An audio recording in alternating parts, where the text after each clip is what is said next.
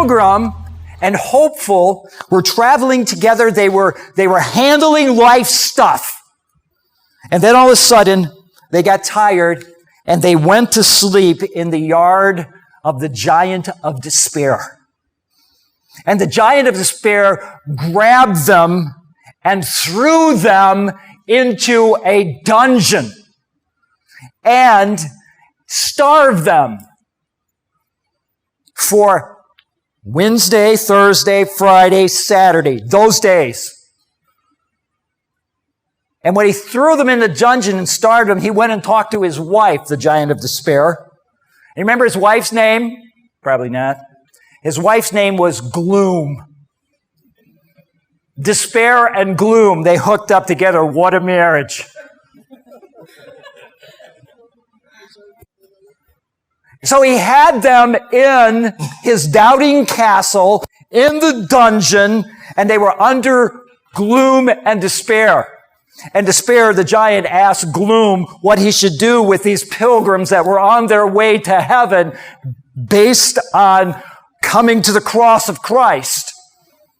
And she said, you need to go down there and beat them mercilessly. So, Giant of Despair goes and get a branch from a crab tree, and he whipped them mercilessly to the point that they were in despair.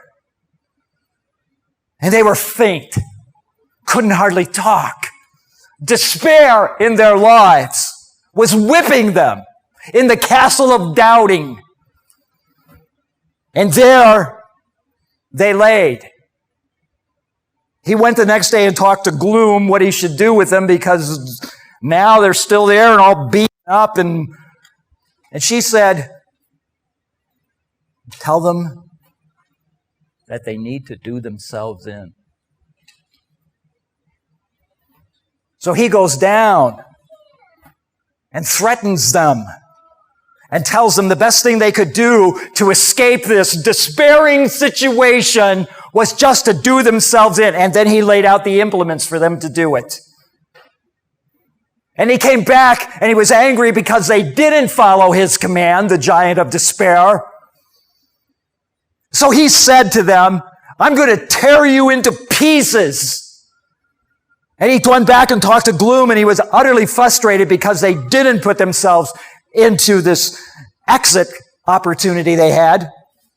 So she said, well, here, go take him to all the place and see all the people who did this. Show him the skulls and the skeletons and all that kind of stuff, and let him know that a lot of people have done this to escape the despair. So tell him to do that. He went and did it. And they were just about ready. Christian particularly was swooned, and he was just about ready to do himself there. And Hopeful said, you know, you've done so well in many other situations. And just bolstered him up a little bit.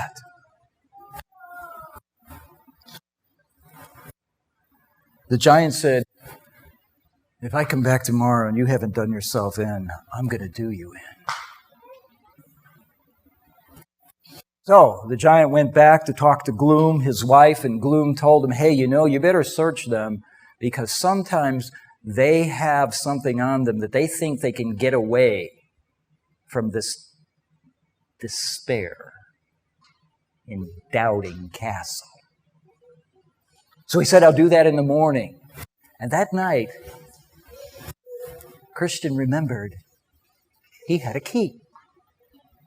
A key that he'd been carrying all the while. A key that God had said, this is the promise.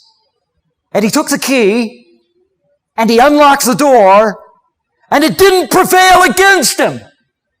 He walked out into the yard where all the skulls were, and he went out to the outer gate and opened the outer gate, and he and Hopeful walked away from despair in Doubting Castle, based on,